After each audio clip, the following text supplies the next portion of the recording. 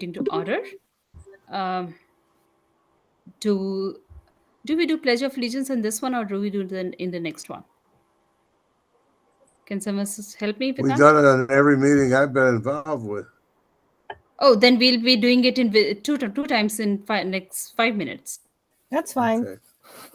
Okay, let's do it. We are very patriotic. So, to the flag, I pledge allegiance Pledge allegiance to the flag, United States, and to the Republic of the Union, and to the Republic for what it stands. for which it stands, One nation, indivisible, under God, with liberty and indivisible, with liberty and justice for all. Thank you, everybody. So we have, this is going to be called an emergency meeting, a special, not emergency meeting, but a special meeting.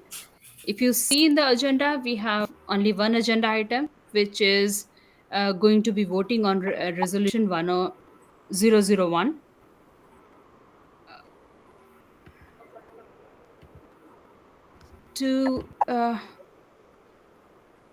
Does this mean that I'm the only one who can share the screen? Nobody knows how to use this damn thing. Laura? You should be able to give permission to somebody else. Okay, how do I do that?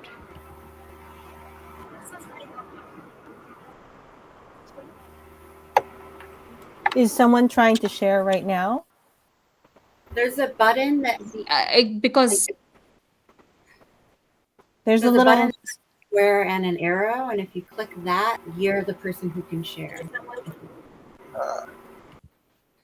No. Okay, so is everyone allowed to share? Because I would like Laura to share or someone to share the resolution. I can put it. I think I'm able to share. Thank you. Okay. Yeah. Okay, you all seen this is a special meeting agenda. Yes. This is the resolution. And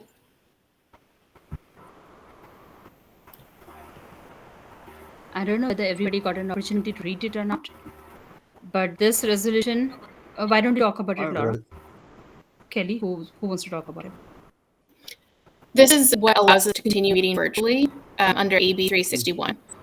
So we can do a special meeting leading into each meeting that we have virtually to reaffirm our need to continue meeting virtually.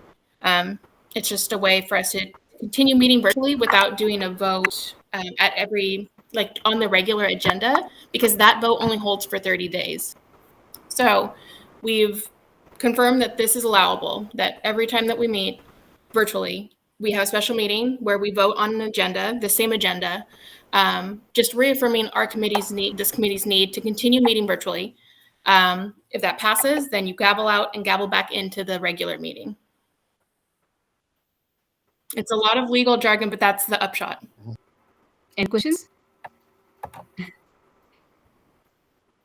Any questions from the team?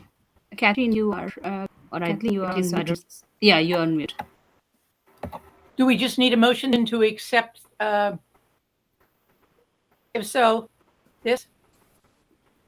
I put a motion. Yeah. Okay. To accept this resolution. Thank you, Kathleen. Sounded like Paul Paul seconded. seconded. Thank you so much. Any discussions? Okay. If you're ready for voting, please say aye if you agree with passing the resolution. Aye. Aye. Aye. Yeah. My camera is not working. That's all. That's okay.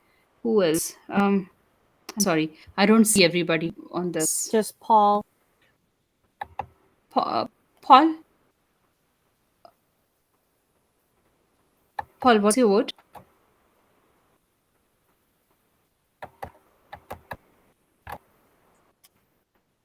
Paul, aye. Thank you. Yes. The motion passes. And it's 6:42. I adjourn this meeting. Don't go anywhere. We're going to meet again. Let me do this. I'm going to stop recording for now. Let me do this. I'll log off out of this account. I'll log in from my own personal account, if that makes it easier. So Laura, in that case, you can record the meeting. Is that okay? So I'll need to log into the account that you're in right Yeah. now. So let's Okay, switch. Give Yeah. me a couple of minutes.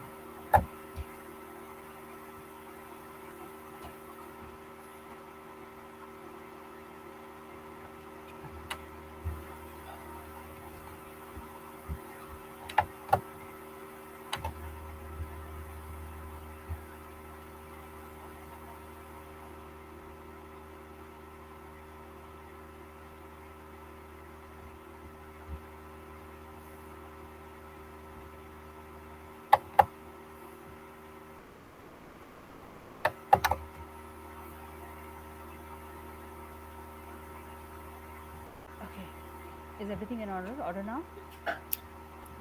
Did we lose anybody? Really hard time hearing you. You're very low.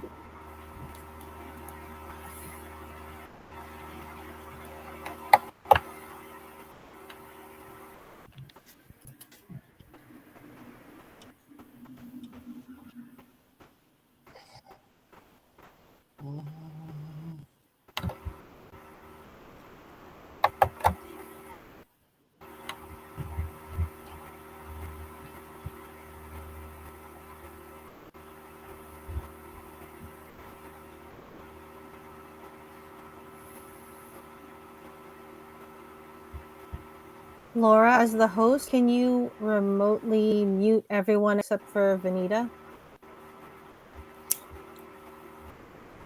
I can mute everyone. Okay. So I'm going to go with that. And then I think, Vanita, you'll be able to unmute yourself.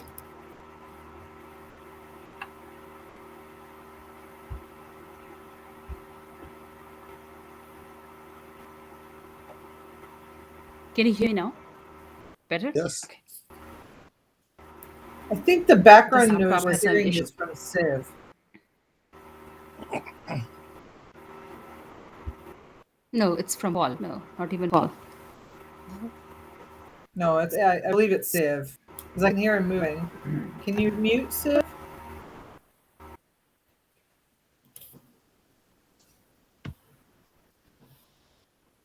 Perfect, thank you. Thank you, everyone. We are back with our next meeting, our regular meeting, which is CBOC meeting for January 19th, 2022. Happy New Year, everybody. I hope you had a good beginning of the year, and I hope you continue to have a good year. Oh, okay. Going on with the agenda, let's do Pledge of Allegiance one more time. I pledge Pledge allegiance allegiance to the flag to the flag of the United States of America and to the republic for which it stands, one nation, under God, indivisible, with liberty and justice for all. Thank you. Let's do roll call this time. Vinita here. Chip, not here. Carla, Present. Kathy, Here. Siv,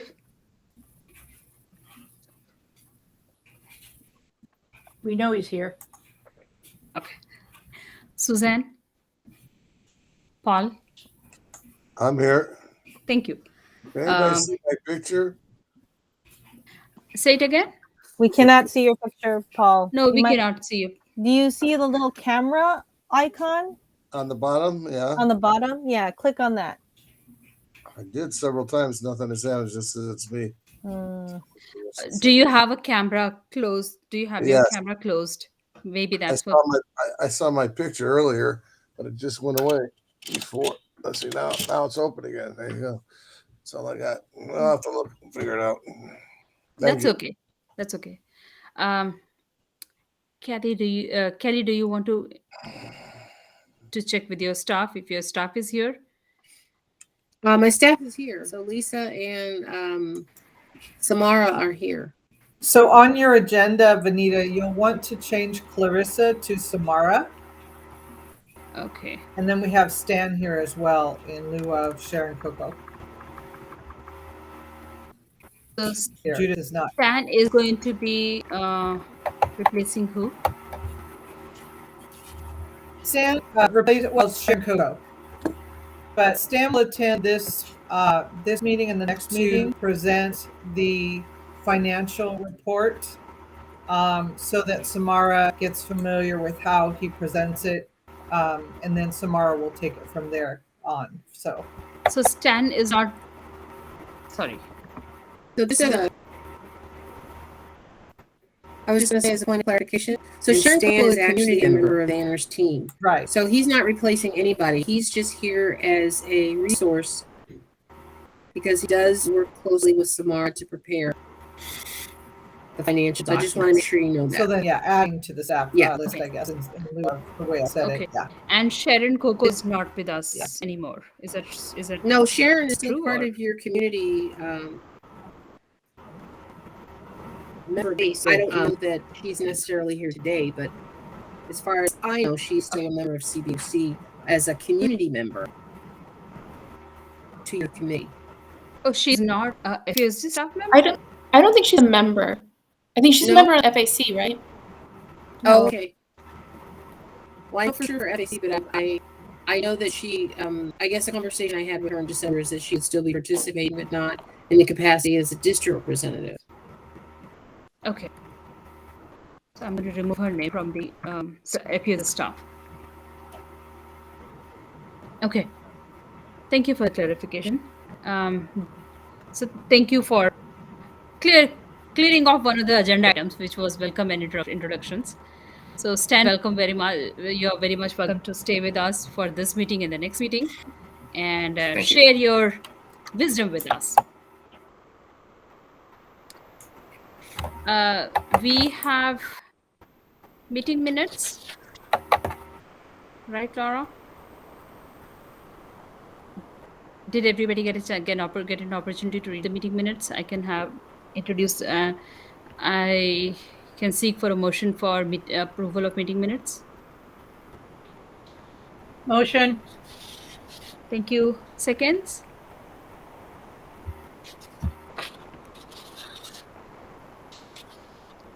Somebody else must have read them. Anybody who wants to second it? I'll sign it, Sarla. Thank you, Carla. Everybody in favor say aye, please. Aye. Siv, Paul.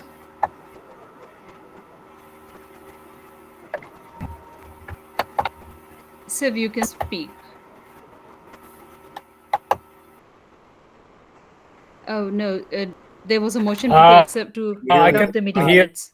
Here, but as I said, my camera is not.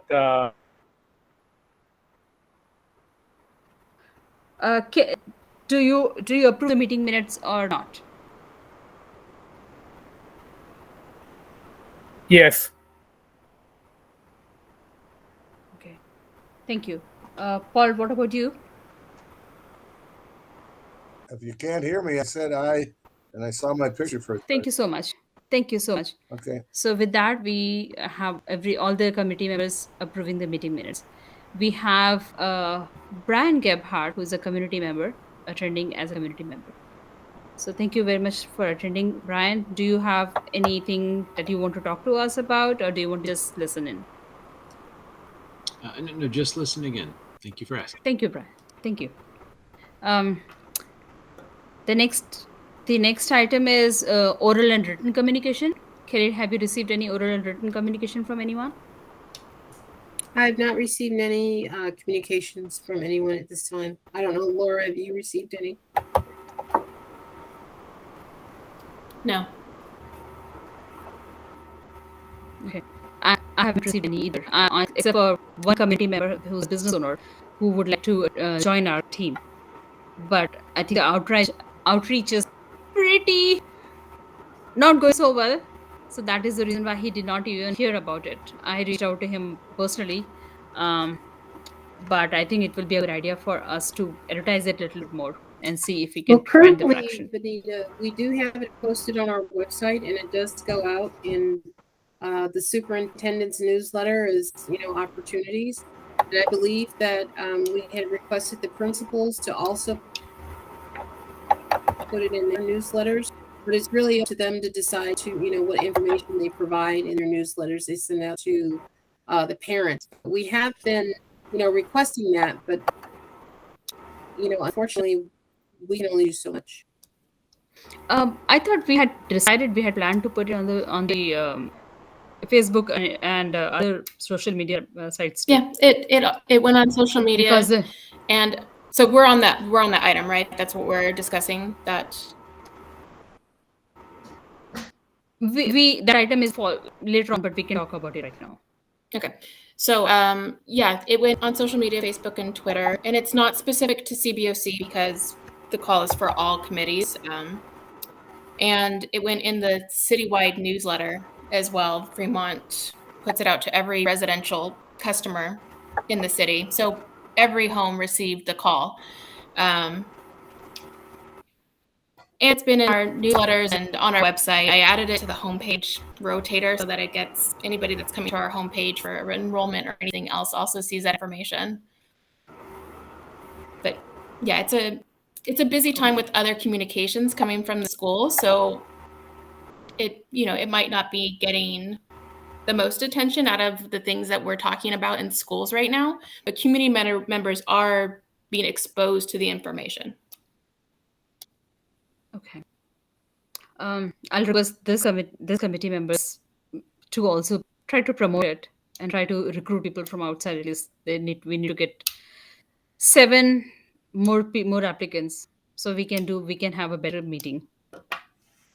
Also, just note that it's alternates only positions that are open. So I know that that's for somebody looking to join a committee that might be less desirable, possibly than a representative position. So if you have somebody that would like to, because it's alternates to your role, if there's somebody that would like to be an alternate for your role that would be a good way to recruit. So they're not taking there's no open representative position. It'd just be an alternate for you. So whatever role you fill, if you know somebody that could fill that same role, please reach out. And not only that, I mean, alternates have the same rights as any of us. They can vote, they can do everything else. And no, they don't. Really? If the person they're an alternate for is missing, they take their spot. And they're expected to attend every meeting, but they only vote if the person they're an alternate for is missing. Okay. Okay. Thank you for clarification.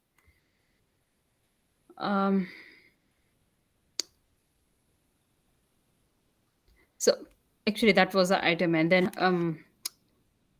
has board done anything to or has anybody applied for these positions in past couple of months? Have you heard? As far as I know, we've not received any additional new applications, at least in the portals that Laura and I monitor. Okay. I resubmitted an application because my term expired a while ago. I believe Carla did too. Has the board acted on that? And I did it before New Year's. I sent it in through your website. as I was asked to do at the last meeting. Well, we'll take a look again, but I know that I check it 2 times a month and I did not see it, but that doesn't mean anything. But we'll check again and see. Because I don't know whether Carla put in too, but we were both asked to because our terms have expired, yet we're still on the board. You know, we're on the committee apparently until somebody says you're gone. I'll have to double Please check. don't go. I'll have to double check, Kathy. I may have forgotten to do it before the end of the year, but I'll do it. I can do it later today also, just to. I think one of the things that we want to make sure is that it's that we have the proper I think paper trail to make sure that everybody who's supposed to that's on this committee is actually approved to be on the committee, because I know that it's come up in the past that some of the things that we've talked about and the issues that we've brought up, there's no board resolution or there was no board action that approved that. So I kind of feel like we want to make sure that there is an actual board motion that put us on this committee if our terms are expired. I mean, as we sit here today, can we look to a resolution? Can we find a resolution in the minutes from the board that has put, all the people on the committee? Yeah, I think it's really urgent at this point, because if it also relates to how we vote.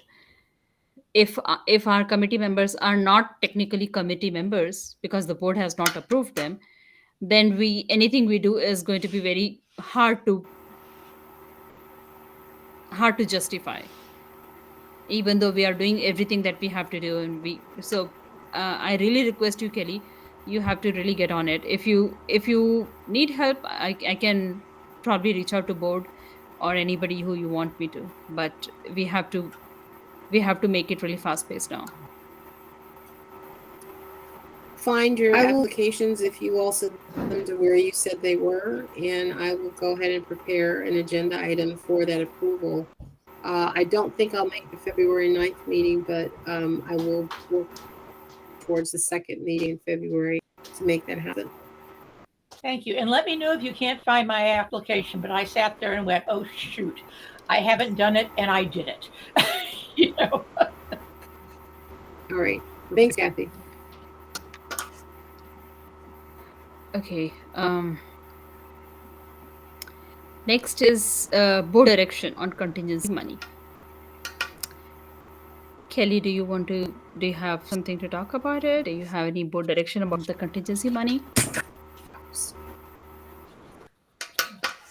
Too many things going on at one time. I'm sorry, what was your question, Benita? Because my phone was ringing, my son was talking to me, and I was trying to listen to you at the same time. My question was about contingency money. Has the board made a decision? Yes, in fact, I think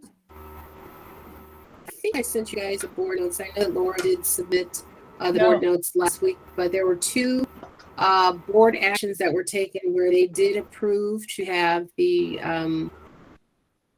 contingency monies that were identified between, I believe, Prop 51, OPSC, the E-rate dollars, and I believe the interest income. 2 of those actions were taken at the last board meeting to have those funds put back into the Measure E contingency fund. And there was one board action where they actually requested $407,000 of the Prop 51 dollars be put into Fund 25 and Fund 40 to replenish dollars associated with work that was done for the bond program.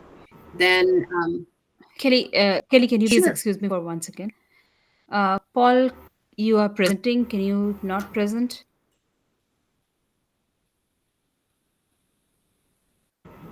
Laura, do you want to?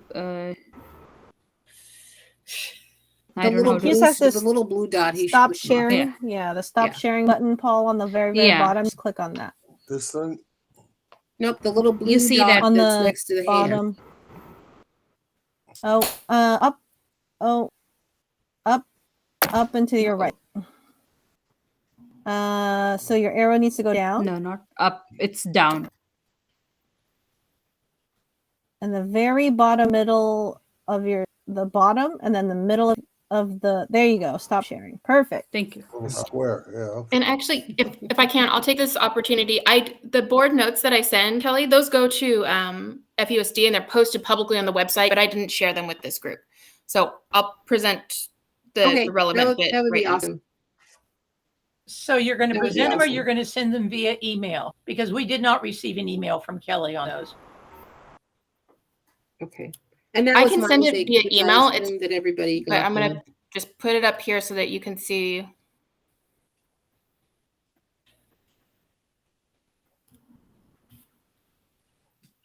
Oh, I see. Are you able to see that at all? Yes. Yeah. Can you Can make you- it just a little can you bit enlarge bigger? it a little bit? There you go. Oh, So There we go. these It's this these item. board notes. There you go. So the board did accept the fourth quarter report that you all had reviewed and accepted at our last meeting in December. Then they also, if you scroll up for me,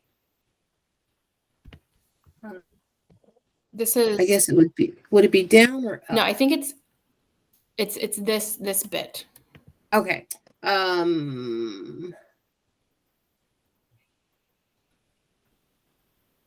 Yes. So all the OPSC funding to date and the interest income will go back into the bond program contingency line item. And they have 2 action items that they're taking at this next board meeting that will address the remaining funds that were also identified as funds that would be needed to go back into the bond. So yes, the board did take action on those 2 pots of money to actually be put back into the program contingency for the bond program. So, and that, I believe, answers your question with regard to those pots of money. The other item that I believe that you guys have, I'm sorry, I'm toggling through different screens here. While you're doing that, I'll stop presenting and then I can send you a link to this item. You can probably see it's not specific to the CBOC's this conversation. It was a general item, but it's 16.12 and this item also links to the video and the agenda so you can see more backup information. This is a general board update that goes out after every meeting. So I'll stop presenting and then post the link in the chat. Is this the January 12th No, it's the agenda? December 8th. Oh. No, this should be. No, this was the this is January 12th. meeting. This Yeah, is that January was 12th. January. So then on 16.3 and 4, I think it is, they have 2 specific items addressing putting the interest back and putting the split.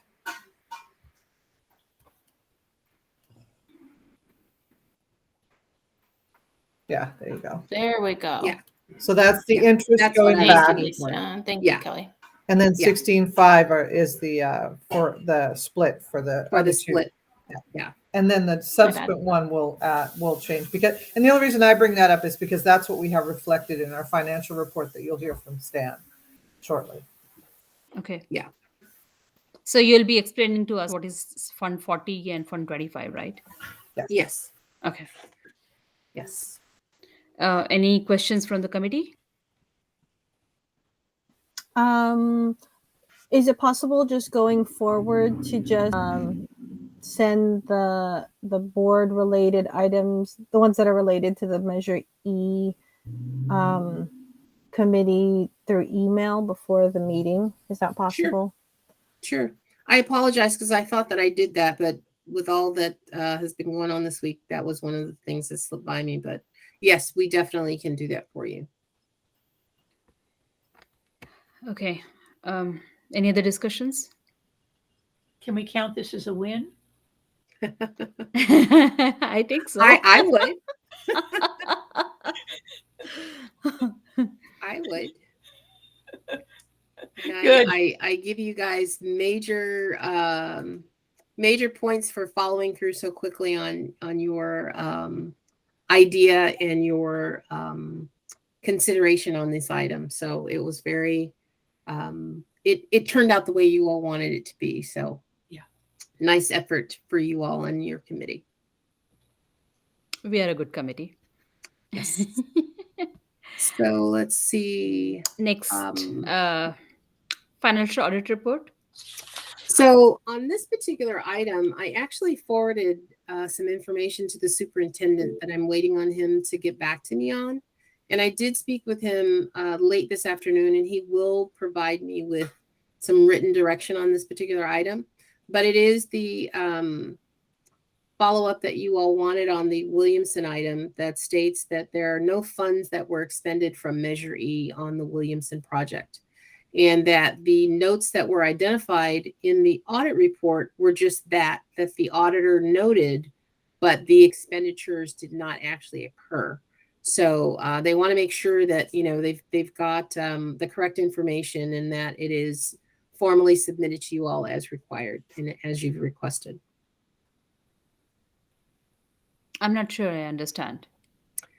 So you all are asking me for a statement from the auditors that there's no funds that were expended for Measure E. I have an email from them, and then I also asked our finance department or our accounts director of accounting to provide me with an email. He then asked for permission from the associate superintendent and the superintendent to provide that information. And so that's what I'm waiting on, is for that permission to come back to him so that he can provide us with the information that you guys have required. So Okay. That's what's going on. Okay. So we don't have it yet. You do not have it today. Okay. We just don't have the documentation. Correct. That closes out something that the audit that we highlighted in the audit report. Correct. Yes. Correct. Okay. We are going really fast. So we are in the next agenda item, which is December 2021 Measure E budget report. I'm going to turn it over to Lisa and Samara and Stan to be able to discuss. All right, I'll show my screen.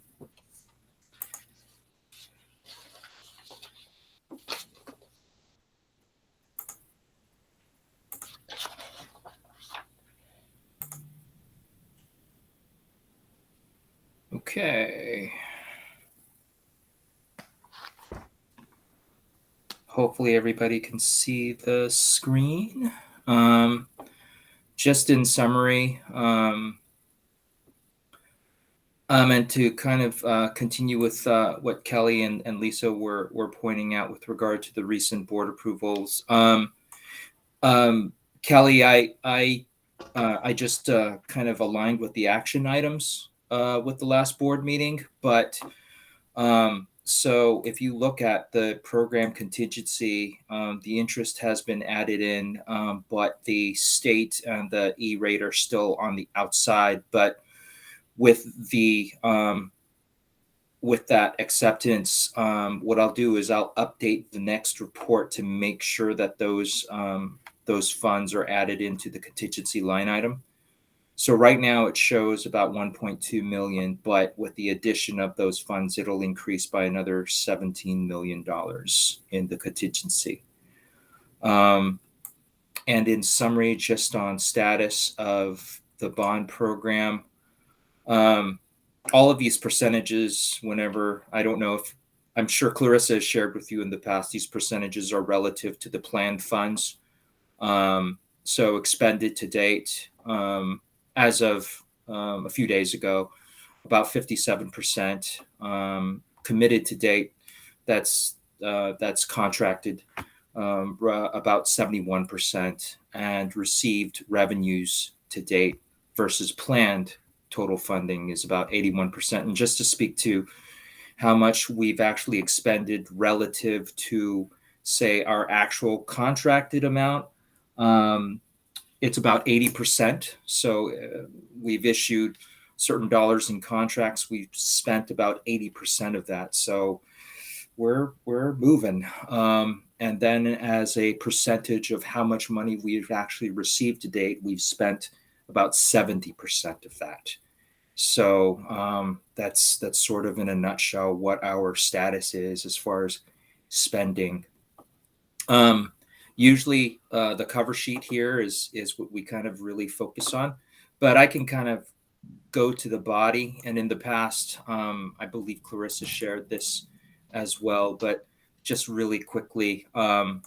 So these yellow items essentially are these contingency related items. So they'll be summed together at the next report. So it'll add up to about a little over $18 million by the time all of the this report reflects all of the board approved actions for replenishing the program contingency with the state funding. This next line item is essentially this holdover of remaining funds.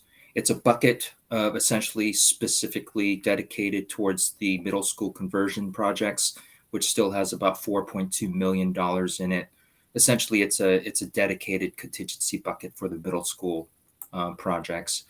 And Stanley, this is yes. Carla Cox. Hi, Carl. Did that fund used to actually name the middle schools that it was kind of allocated to? Didn't it used to say like Hopkins and Centerville? Yeah, Hopkins and Centerville. Yeah, we can update it. It hasn't said that in a long time, but we can make that change very easily if you'd like.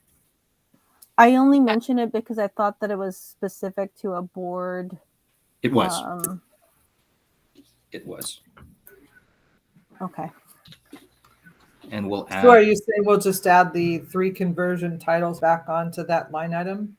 I just remember that there was a board item that had specifically named which schools that it was supposed to be kind of it was almost like a contingency fund within the contingency fund. Correct. For those specific schools. Correct. So I just don't want that to get lost in. Absolutely. Yeah, we can add those in time for the next report. For sure. And again, this breaks down the next section of the in progress projects, which is the bulk of everything right now. It is what's going on right now is the lion's share of the size of the program, because it includes the largest projects. It still shows Horner just because we're on the last legs of Horner, but it's still technically the within the in progress group. But the large projects that are kind of in the first phases, or kind of the not quite halfway, Hopkins, Centerville, Thornton, those projects are kind of the big guys that are going right now. Kennedy. So, and then the balance of the report essentially illustrates the completed work to date and all. And actually, it's easier to see all of this stuff instead of trying to cycle through the body of it. But the cover sheet is always the best place to kind of look at things in a nutshell. So the in progress projects essentially budget about $460 million. We've committed about 320, spending about 220, completed about 160 million. And then the subsequent groups that have not started yet total about $35 billion. And those will not start until the board has approved the go ahead of those project groups. So does anybody have any questions about status and the report?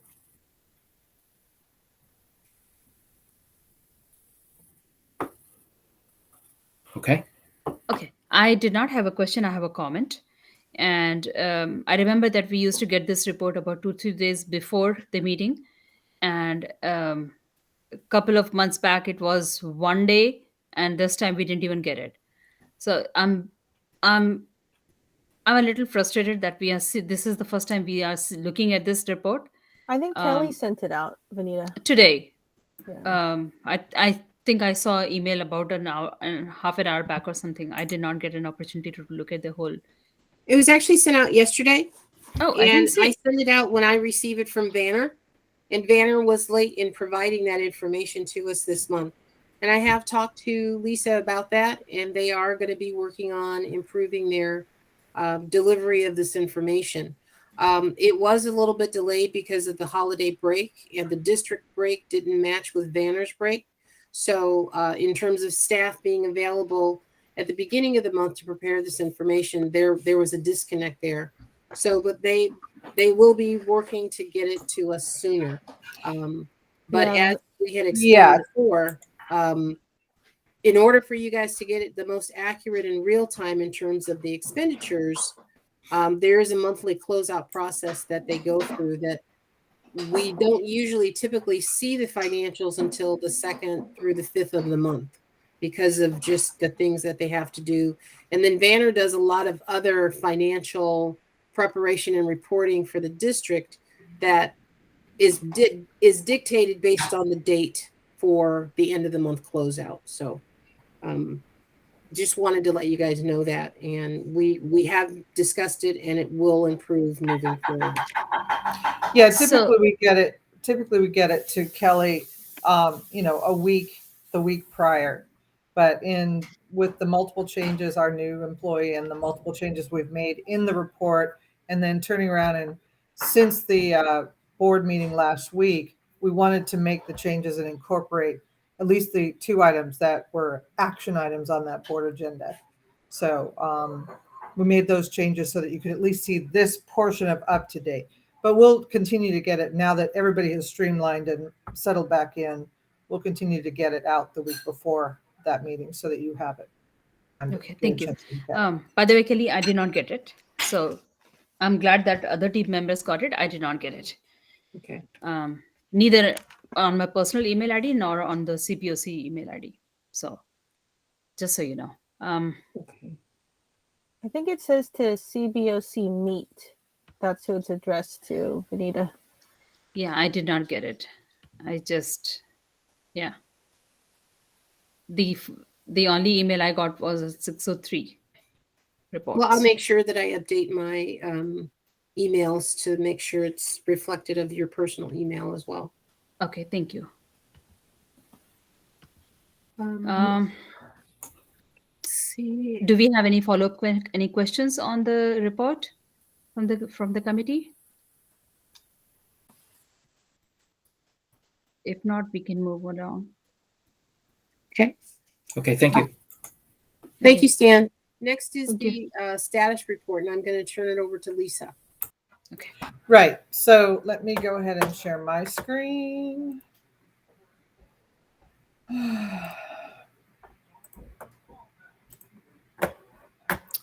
And similarly with this report, we wanted to make sure that it coincided with the financial.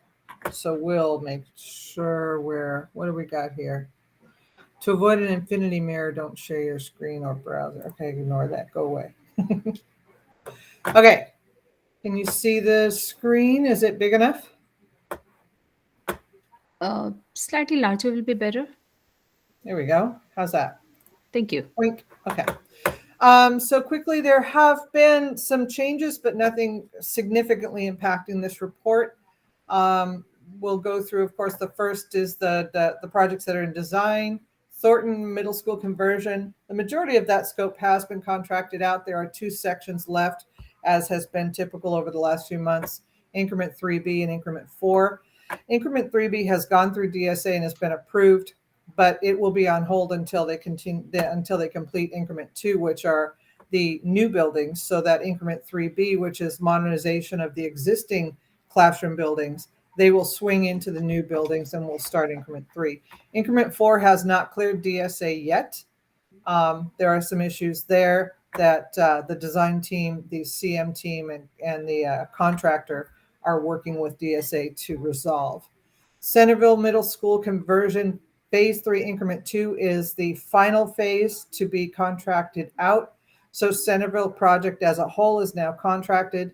The last phase is the locker room modernization and the portable locker room spaces. So that was bid opening on December 21st. That GMP came in at a total of 6.6 million. We are waiting for board approval for that to start construction, award NTP and start construction. And I'll move this down into the construction section. But we're hoping to get this on the board, the January 26th board. If not, we will have to have it approved on the February 9th board. But Lisa, could yes. I ask, is that amount, the 6 million, is that within Centerville's budget? Yes. Okay. That is the final amount within the approved construction or project budget that was approved by the board at the very beginning, the 90 million. So as soon as that gets approved by the board, we will issue NTP to the lease spec contractor and they will start construction. Kennedy High School modernization went into DSA. So that's just a standard modernization. Mostly some flooring, ceilings, HVAC systems, some path of travel work, ADA accessibility work, that kind of thing. It's not a full-on gut and modernization, but we did get into DSA October 26th, and we have cleared DSA. They provided comments on December 17th. The architect is now in the process of addressing those comments, as well as the constructability review comments and the QAQC comments. So once those comments are all addressed, the architect will make an appointment with DSA to go back into back check. DSA will do that back check, and if everything is approved, it'll come out. We anticipate it coming out of DSA sometime late February, which is still on track with the planned original schedule. Then we will go into procurement for 2 months, anticipating opening bids and issuing NTP late April. So this project remains on track. Lisa, this yes. is Carla again. Could I ask, I thought that the Kennedy modernization included bathroom? There are a couple of bathrooms, yes. Okay. Yeah, there are a couple new bathrooms and renovation of some of the existing bathrooms. Yeah. Okay, but that is part of the scope. Yes. Mm-hmm. Okay. Yeah. I didn't see it. I didn't see bathrooms listed under that little box, so I don't know if that would. Oh yeah, it says restrooms. Oh, restrooms. Right here. Okay, yeah. Perfect. And yeah, it's a very piecemeal project in terms of the scope that was approved and identified. So for the restroom part of it. Yeah, the restrooms are there as well. Okay, perfect. Okay. And then the group ones, there are 5 elementary schools included in the group 1 package, as you know. Those are in design, and we're hoping to get a scoping presentation to the board on the February 9th board so that they can complete their design, and then we'll go into procurement probably late spring with the hope of getting NTP, getting this approved, because really the group ones are flooring, roofing, and HVAC systems, with the exception of a few, some spot work of switch gear here, some electrical there, that kind of thing, some paving for Mission. The only item that we have identified as something that we may have to do separately is, of course, the roof scope, which we discussed in the last few meetings. So that is still in review as to how we want to address that. Currently, I've asked the design team to continue with the patch and repair of the roof as was originally included in the original scope, approved scope. So how did it do during the last storms? I'm sorry? We had huge storms in December. Oh, the storms? Yeah. I have not actually contacted Matos. That's a good question. But since we haven't actually started out there, it would be whatever the existing condition still is. I would assume there's probably some leaks. And I know maintenance has been out there addressing any or providing any assistance that they can. But in terms of the full replacement, that is what's we're recommending. And I know Kelly is working with discussing this with Nancy, and we'll determine how we're going to approach that. Okay. So the group 1 schools sites, the group 1 project, the 5 sites, once we go through the board presentation, they will very quickly complete their design and get into DSA. And as I said, I hope we get into DSA in the late spring. Sorry, IT scope, Lisa, could I ask one more question about yes, please. the Matos full replacement, emergency replacement? I remember one of the meetings, there was this question about whether there were going to be multiple visits, multiple site visits, like one that Superintendent Pfeiffer was going to do with one team. And there was like, I just remember this discussion where it seemed like there were multiple visits, site visits, or multiple assessments that had to be done. And I don't know if those things have been done, I guess, is my question. Kelly, do you want to assist with that answer? I'm not really following, Carla, what you're. So I remember Kelly had said that her team had done a site visit for Matos and came to the conclusion that it needed a full emergency replacement. And even though that first initial site visit was completed, we were told that there had to be a second site visit that needed to be done by a second team for some reason. So, okay. Go ahead, Kelly. So Associate Superintendent Pfeiffer then dispatched maintenance and operations as well as the facilities team to report back to her on what the status was. So we then had we actually had 3 roofing companies give us estimates, quotes, and analysis of what work needed to be done and the status and everything. And so we provided her with that information, and it's my understanding that she's having conversations with the board right now to figure out how to fund the roofing projects, because there's not sufficient funding in the budgets that have already been established to cover additional roofing work. So I don't know what the final outcome will be, but we have provided that information to her, and she is having discussions with the cabinet as well as the board as to how to address this. Yeah, and those 3 estimates that we got, the 1.4 million is where we identified that cost. Yeah. So that's a culmination of the 3 estimates. The average of the 3 estimates, we're assuming that it'll be around 1.4 million to do a full replacement on Matos. Okay, so basically the next step is bringing it before the board, and part of that is going to be figuring out where the money is coming from to fund that. Is that my understanding? Okay. I believe so. Yeah. So as I say, it always comes back to where's the money. So when we say roof scope and we are talking full emergency replacement, are we talking about the whole school or is it a section? Because it'll be the entire roof of I believe 1 or 2 of the buildings that was of the existing buildings, right? Because remember, at Matos there are multiple portables that don't need to be touched. This is just the roofing on the 2. It's basically 3 existing structures and the covered walkway that connects them. Right. So it means all of Matos school, right? We are not leaving any parts. The hard structures. Right. Yes. All the hard structures. Okay.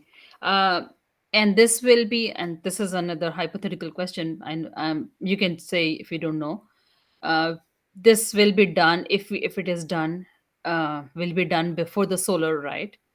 There was a discussion. I don't know whether whether Matos was on solar plan or not.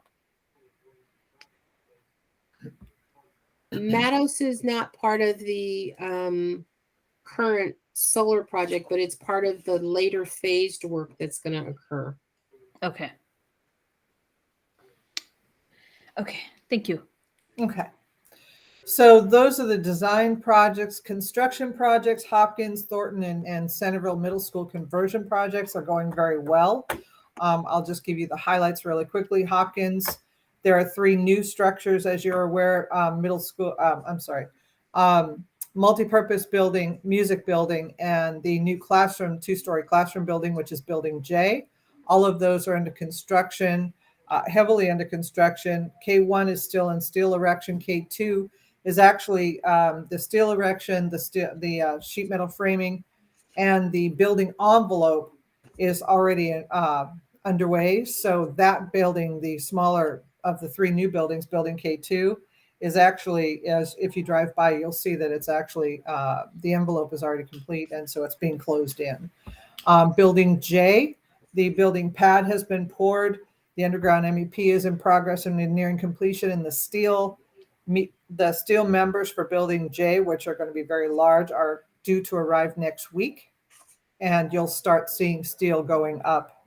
You'll have steel flying on at Hopkins for building J starting next week for about 2 weeks. So, and a very large steel beam. So we're really glad that those are coming. We were afraid that those might get somehow impacted by the steel shortage. So, but so all of that's going very well. The modernization of the existing spaces, A and B, which is the old admin library, is going along very well. It's the interiors, rough-in and framing is complete. The drywall's going up, and they will soon start finishes. We're working on the site utilities. The gas is complete. The electric is complete. The new electric coming in, the new gas coming in. The only thing we're waiting for is AT&T to come in and connect their new line, and we will have all of the utilities reconnected and switched over. And so all of that just continues. Building G and H, which are the last two buildings to go into demo and abatement, that is complete. They just came out of abatement last week. And so they're reviewing existing conditions, finding errors. We do have one wall, for example, in building in building H that is completely dry rotted out, will need to be replaced. We have the structural engineer out there today. So we'll need to replace that wall, but luckily it's only about 13 feet wide, so it's not a huge impact. But once we complete demo and abatement, they go in and we find all of these areas that are unforeseen, so we can identify them right off the bat, address them, and then move forward with the modernization pieces, the modernization scope. So Hopkins is going very well. Thornton is going very well. Also, the 5 buildings for Thornton, the 5 new buildings that make up increment 2, are in various stages of interior finishes, ceilings, paint, some drywall in C and E. So that's coming along really well, and they have started the construction on the trash enclosure. And there's what we call a mechanical utility yard. It's a small caged-in area where they'll have the switch gear and a transformer. So all of that's underway, moving along very well. Still ahead a little on schedule, a little bit ahead, but that's because we're just waiting for 3B and 4 to start, and then we'll catch back up. Centerville Middle School, going very well also. Phase 1 and 2 are complete, which is the summer work, exterior summer work, interior summer work for some of the existing structures. And then phase 3 is currently ongoing, which is the construction of the new 2-story building there, the new 2-story classroom building at Centerville. And so if you drive by there, you will see that the steel is complete there. They have metal decking that has been applied for each of the 2 floors. They're pouring the concrete slabs on metal deck, and as well as starting to run a lot of the interior MEP, the mechanical, electrical, plumbing, conduits and pipes through that slab. So, and then building K, which is a very old portable that houses their weight program. We have finally worked through all the issues and all of the severe dry rot for building K, and it was determined that it's much more cost effective to do the repairs than to try and replace that building with anything close to newer. So that's been approved at a not to exceed cost of $414,000, which is well within the contingency that they still have. So not a problem there. We've gotten the design approved through DSA and the work has begun. So for the current duration, the main focus for Centerville until summer is building H, the construction of the new 2-story, some interim HVAC replacements, unit replacements on the roofs. As long as we have, in between the inclement weather, they're working on these HVAC unit installations, and then the building K repairs. So all of that is going well. No issues currently. And then Horner locker room expansion portable project is in closeout. So that's complete. The only item we're waiting for here is the locker materials, the lockers, which were delayed by supply chain. They are due to arrive next week on time. And then we have experienced a small delay in the supply chain for the fencing material for the new fence that goes around that edge of along, what is that street Horner's on? I can't think of the name of it right now. But for the new fencing that goes along behind the new locker rooms. They did experience a little bit of delay there. So we're waiting for the chain link. It's actually the mesh that's been delayed, but that is anticipated to be delivered for early February. We're hearing now that it might come in the end of January, but none of that is impeding the occupancy of the locker rooms. So the principal there is able to occupy. She's working with her team and with the district to determine how they want to go about doing that. And then the contractor will finish these two items as soon as those materials come in. But it is in DSA closeout, and we should be able to wrap this up by early February in terms of closing out all the documentation. So other than that, that's all we've got. Any Thank you, other Lisa. questions? Do we have any questions from the committee member or community member too? I'm sorry, I did not ask for community member input earlier. Thank you. Okay, I'll stop. No sharing. questions? Awesome. Thank you. Next agenda item is, do we have any new business that we want to discuss in this meeting? We are running really, really ahead of our schedule. Do we have I don't any? think we have any additional discussion about the school board action items because I think I covered that in the action items to report out on. Except for we were hoping that you will be talking about Fund 40 and Fund 25 that was mentioned in the meeting minutes. I'm unfortunately not prepared to talk about that, but I can give you all a high level summary.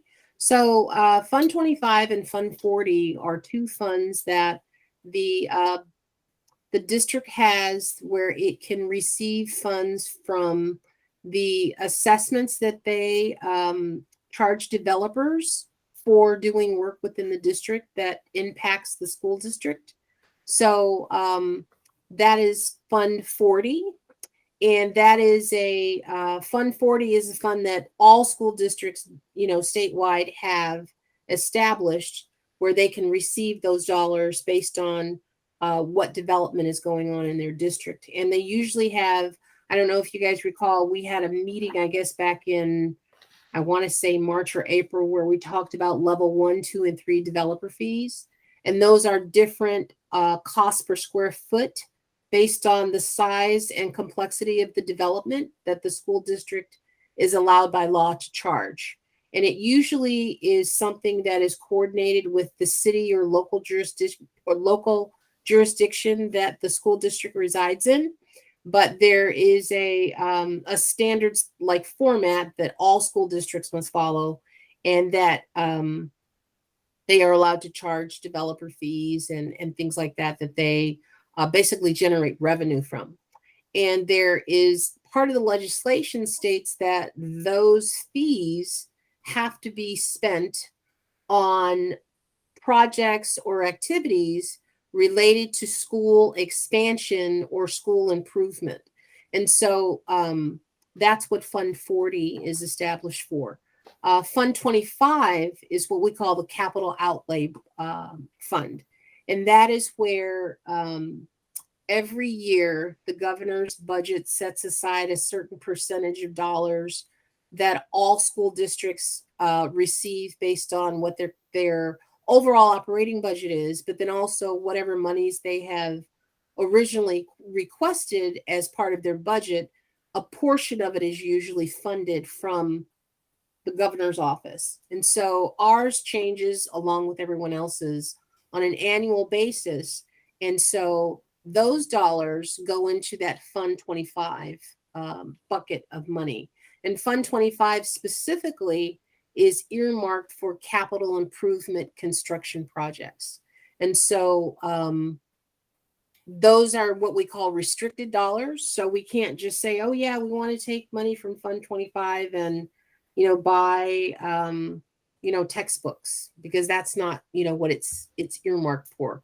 And we can't say, oh, we want to go ahead and, buy, new AstroTurf or something for the new play fields, because the state considers like maintenance and upkeep of play fields or just general operational maintenance items to be the school district's own responsibility. So this Fund 25 is used for things that have to be done over and above what normal maintenance and operations would be.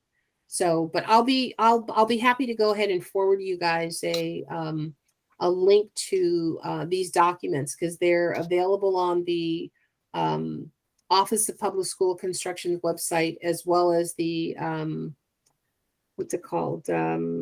It's a link within the governor's website that talks about different, definitions of different things, and I can forward that to you guys so that you all have that. We'll appreciate that. But I hope that was helpful in helping you guys understand what those funds are for. It was helpful, but I'm still confused. Why was the money moved to Fund 25? Since it is a receiving bucket, not a expenditure bucket, right? I'm not sure I understand your question, so I'm going to ask that you ask it again. So, from your explanation, maybe I understood it wrong, but from your explanation, I thought I understood that Fund 25 was a bucket where we receive funds from the government, right?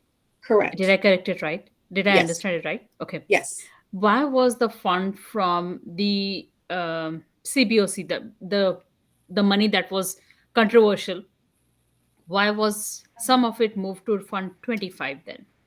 I think she's talking about the board item, the 407,000. Yeah. Oh, okay. It's my understanding, because unfortunately I was not at that board meeting, so I don't have the full context of the conversation. But there were some activities and work that was completed that is identified as a capital improvement that was spent from Fund 21. And so the board made a decision, as well as the associate superintendent, that $407,000 worth of whatever work that was identified should go back into the Fund 25 and Fund 40, since that's where those fund expenditures originated from and needed to be replenished. But I can get more information on what that $407,000 is for, but that is my understanding of why that decision was made. We'll appreciate that information too. Okay. I hope I didn't confuse you more. Oh no, I'm very confused anyways, so that's okay. You can't do anything more than that. Kathy, do you have a question? I saw you. I'm thinking, and I'm just wondering. There's all these pots, clearly. Does that decision just seem consistent? Yes, it does. And I say that based on previous experience at other districts, that not that anybody wants to commingle funds, but in a lot of instances, when you have situations where maybe you don't have the funds available in one particular fund and they're available in another, you go ahead and utilize them because time is of the essence, possibly. And so, like for us, we get our OPSC funding, it trickles in throughout the year. So our fund balance that we get in February is going to change come June based on what we receive. But if we have something that happens between February and June that we have to address, we're going to go ahead and take those dollars from allowable restricted funds and take care of whatever needs to be done. And then when those other funds come in, we then will replenish and sort of, put it back so that it's not out of balance. So if that makes sense. That makes sense. And I think my consistency too was, if that is in general the way the school districts have operated, we're not really departing from that. No, we're not. And that's reassuring. That is, yeah, this is not an anomaly. It's just that we're identifying it and putting it out there for you all to see. It does mean that, of course, that you can borrow. And the Matos roofing project, while it's not a capital improvement, you could cover it as an emergency and reimburse, but then you always have to pay that piper. So correct. Where does that money come in? Correct. So, correct. Yeah. And unfortunately, and I shouldn't say unfortunately, the board has the ability to make those kinds of decisions, because it's always based on board action. They're very conservative when they do that. And so we as staff have to show the precedent for them to do the emergency. And in this particular instance, we've done that and now it's being evaluated. And so that's why I'm just waiting for them to tell me where the money's going to come from, because I certainly can't make that decision, for them. And so that's kind of what this process is that we're going through. And I have one question that's not related to this that I have been thinking about as you have been talking, we've been going through this, because money does come to us from the state and other things, from development assessment fees, as well as the state. And that in part is based on not only development for the development fees, what's going on, population coming into the city, but any projected enrollment increases or decreases. And where are we with projected enrollment increases or decreases for the city of Fremont? Because that's been kind of a question for the last couple of years. Mm-hmm. Do we have anything definitive on that? It's my understanding, and this is based on our last demographic report that was sent to the board and shared with the public, we are in declining enrollment, and we are anticipating declining enrollment all the way through 2025. And as with all things, every year things change. But it's my understanding, based on the report that was provided, that Fremont is in a declining enrollment status. And unless we have like a huge influx of, new kindergartners that come pretty soon, we're not going to see a bump until probably 2026 or 2027, where we either will level out or see an increase. But it's like playing roulette wheel. You just gotta every year spin the wheel and see where you fall. And yet they did make a decision to open Lila. But I can never. That is my understanding. But I also do know that the developers have higher occupancy rates than they had when we initially were finishing Lila Bringhurst. Because if you recall, in 2020, everything kind of was this very static and had shut down. And the developers at that time were only around, I want to say 25% complete with their construction. So now, fast forward, we're here fall 2021. They're more than 50% complete on some of the developments with some of the different communities. And I know that the district took that under consideration, and but that one was large part of the decision process. That one large developer, though, in the area has gone bankrupt. I haven't heard that, but I do know that they're still building, and I do know that they are still moving forward on several of those developments. So I personally don't know what the status of the developer is that you're referring to, but I do know that was part of the district's decision in how they weighed what the value of opening that school versus not opening that school. But I can't speak for them and don't know what their overall intention was, but that was the outcome of their last decision, was to open the school and to move forward with that. Thank you. Oh, you're welcome. Kelly, this is Carla. I have a question, kind of a follow up to Kathy's.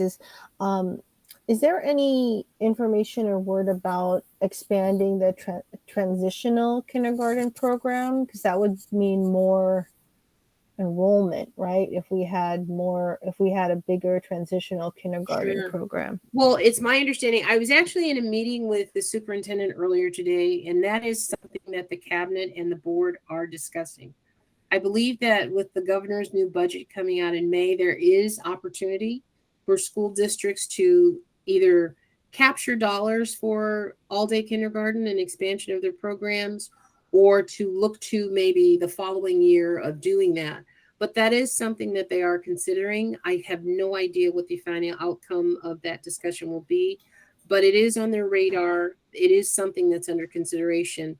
And one of the things that's driving that is the completion of the modernization of the middle schools, because as the middle schools, the sixth graders migrate from the elementary schools to the middle schools, that opens up opportunity at a lot of the elementary schools to actually be able to implement maybe some of those kindergarten classes that people are talking about and interested in. And so that's something that we're taking under consideration and evaluating.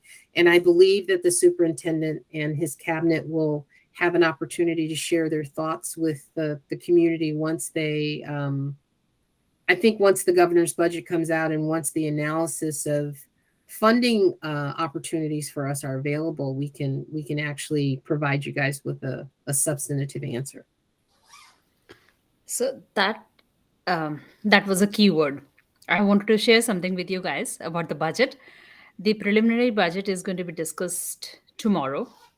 If somebody is interested, I can send you the link to join in hearing explanation of budget. Second thing, if you are a PTA member, you are more than welcome to come and join us on next Tuesday, with the Secretary of State, who will be explaining the budget, preliminary budget. So there's and you can send me your questions if you have any. So they will go directly to him. Just so you know, I have inner hand. So and we have an opportunity over here. If you have any specific questions not about Fremont Unified, but in education system as such. Well, I think that was a very robust conversation. That brings us to the last agenda item, which is future CPOC meeting topics. I'm taking notes. Please go ahead and share anything you would like to hear brought to the next meeting. Kelly? One of the things that I've been working on is looking at tentative opportunities for us to schedule tours for you all. So I wanted to get some feedback from the committee members as to potential dates and times, because I have an opportunity, of course, to schedule something during the day. But my concern is, because we are daylight savings, it gets dark so early, and our meetings are in the evening. So I wanted to find out, as I'm looking at preparing this for you all, is this something you guys want to table until we have better daylight in the evening? Or do you want to potentially look at maybe certain dates in the future that you guys actually have tours at some of these various school sites that have been completed, that you guys can have an opportunity to see them and kind of walk through and do what we do on tours?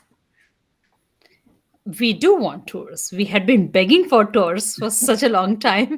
We'll be more than delighted. We'll be jumping up and down for the tours.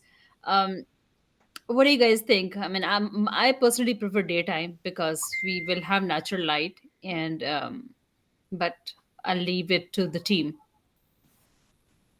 I just don't know how early, especially for people who work. So how early were we thinking, Kelly?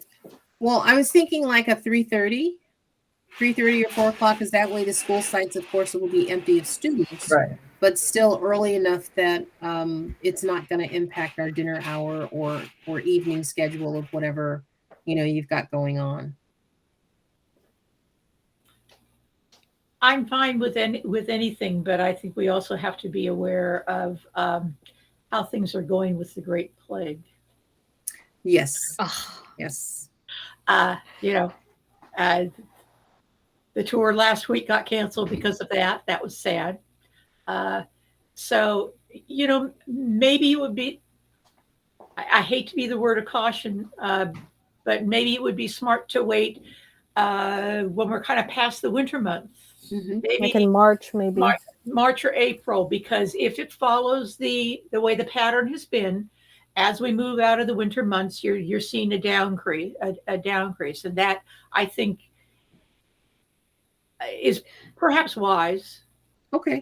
As an alternative, would I be able to ask if Laura or any FUSD staff member could maybe provide photos the next time we have a meeting of? Oh, sure. Maybe do like a little slideshow of kind of the most, because even Horner, like I drive by Horner sometimes, but I don't know what it looks like in the inside, and that'd be nice to kind of see like what a completed project is, and also photos of the other sites in terms of where they were, and then maybe in the future when they're completed we can kind of, I don't know, as just because of the circumstances we're in, I feel like a photo slideshow could be kind of the next best thing. Okay.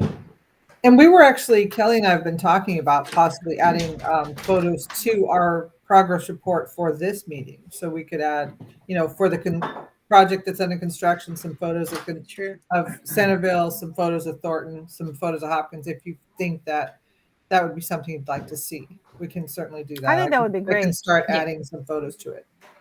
Okay. Yeah, that would be great. Okay. But those would be the construction sites. We'd have to maybe rely on Laura for some other photos of the other sites. Well, we've got an excellent IT team and an excellent videographer and drone specialist on staff. So we'll see if we can twist his arm to go out and do some fresh video of everything for us. Oh, nice. So that will be super we'll cool. See. That will be super cool. We'll see. The other thing that I want to ask you all, and I know that this is kind of a sticking point, but I was going to ask if we could actually move our CBOC meeting to today is the third Wednesday of the month. And the reason I'm asking, I was talking to my support staff as well as some of the other folks that have to participate, and because this meeting has a tendency to run long, and then I and Laura have to jump to FAC immediately after because it starts promptly at 7:30. It would be really nice for us to have the ability to, one, not have those meetings back to back on the same night, but also give you all the latitude and opportunity to have this meeting go for whatever time period needs to be. And I know, Vanita, initially you had said that that first Wednesday of the month is very hard for you because you have your PTA now. And so I was just wondering if you all would consider that and to, see what we can do possibly for next month. So that's a very timely question because I was thinking about it today. And apparently I was able to push back on my PTA stuff and make them change the meeting date. Oh my goodness. So we are not meeting on Wednesdays anymore. So I leave my Wednesdays open for school board and for this meeting. My Wednesday evenings are open, but I would have to ask my team, the committee members, to see what kind of Wednesday evenings do they have. I have no problems. I think the only issue is that the bylaws right now say that this meeting is every first Wednesday of each month. So we would actually have to do an amendment to the bylaw if we changed the meeting to a different day. If it wasn't Or- the first Wednesday anymore. Or the other option is going back to 6 o'clock. And then, I mean, we usually end up at 7:30.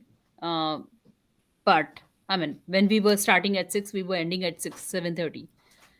But since we started our meetings at 6:30, we were going up until 8. 1.5 hour meeting is definitely needed for this kind of discussion. So Yes, I'm that is open to moving it back to 6 if the team is ready, is willing to.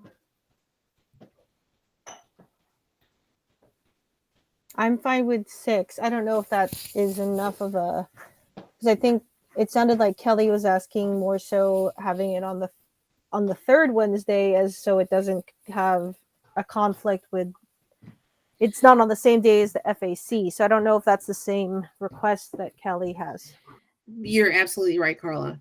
I'm finding that it's very hard on us in terms of having those meetings back to back, because we don't always have the ability to prepare as well as we would like to, because we're juggling priorities and meetings. And I know for myself, I can only speak for myself. I am currently understaffed, and I am doing the job of 3 people, and I don't have the ability to push through to do those 2 meetings back to back on the same night. It's actually it's very hard. It's very, very hard. And so it would be great if we could have it on a separate night that provides a little bit of relief, and that I'm not totally constrained with back-to-back meetings. So, but as Carla said, we will require bylaws change. I don't know the process of bylaws change in the committee.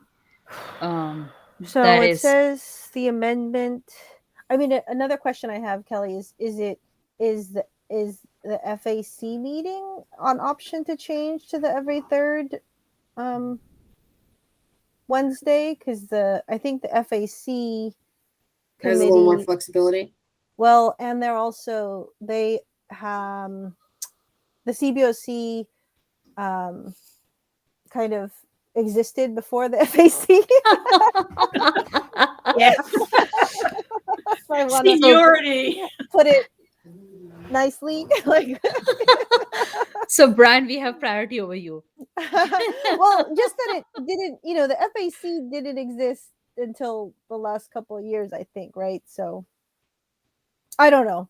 That's another, because it sounds like, just to clarify, Kelly, either the CBOC meeting or the FAC meeting could be moved to the third Wednesday, and that would alleviate the extra kind of the stress on the staff.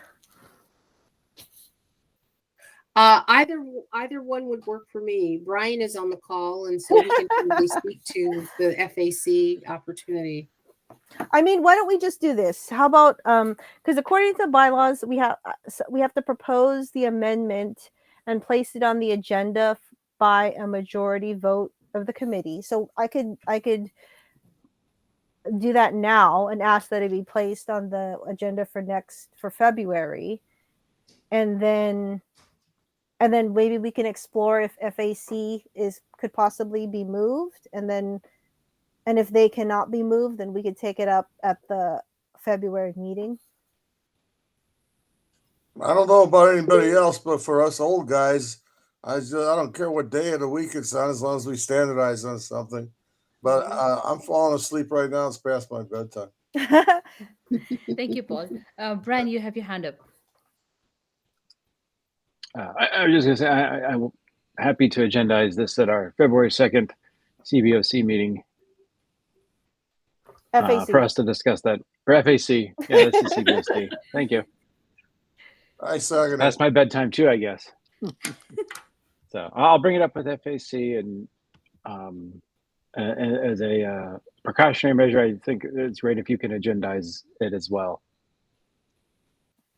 Yeah, so I'll just make a motion to place on the next agenda the proposal of amending the bylaw about the date about the first Wednesday of the month being our meeting date and proposing a change of it being the third Wednesday of the month. I second the it. motion. Thank you. Prepare to vote. All those in favor, please say Aye. aye. Aye. I, me, and Brian, can I, given that we're both meetings are on the same day in February and the items on our agenda first, is there a way you can do just kind of a grass poll among your members to see whether there's any opposition so we don't bump this into April? I mean, I totally sympathize with the staff that this is untenable at this point. So if you could do a straw vote or something to see, and then is that possible?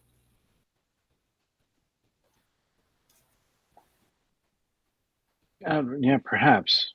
Yeah, perhaps. I know it's hard, but the problem is, okay, your meeting's after this, FAC meeting is after this meeting on the same day. And on the same that day, we're going to be voting on whether we are, yes. You understand. It puts you on higher ground than us, I think. And you're younger. That's not right. I'm just trying to work it, So that being said, we have given Brandon his homework. He's a good guy. We're friends, I think. Do we have anything else that we want to put in next month's agenda? Which is not exactly next month. We have less than 15 days. 2 weeks. 2 weeks. No. I do want to ask about, I know we had tabled the long range facility plan work, I guess, I think the superintendent had tabled that because of, I'm guessing because of COVID and everything else, but wasn't there this whole plan to have members of the community surveyed and interviewed about the long range facility plan going forward? I just don't know what's happened since. I have just talked to the superintendent today, and so I have the go ahead to start that process and reboot that program. So hopefully, I won't say by February's meeting, but probably by March, we'll have some more information and we'll have a little bit more progress to be able to share with you all and move that, moving that process further along. Because right now they haven't done anything since last fall, and we're just now kind of rebooting post the new year /COVID / all these impending moves that we have this spring. So he is working with me to come up with a plan for us to reboot that. Okay, so I'll add it to the March agenda then, not for February. Yeah. Okay. I move that we adjourn this meeting. I was going to say that if we don't have anything else, let's. Okay, it's 8:10. I adjourn the meeting. Thank you everybody for joining us, and Happy New Year once again. If I didn't say it earlier, if you were not here when I was saying it, but hope to see you happy for the rest of the year. Thank you. You guys have a great evening. Thanks, everyone. Take care. Bye. Okay, bye.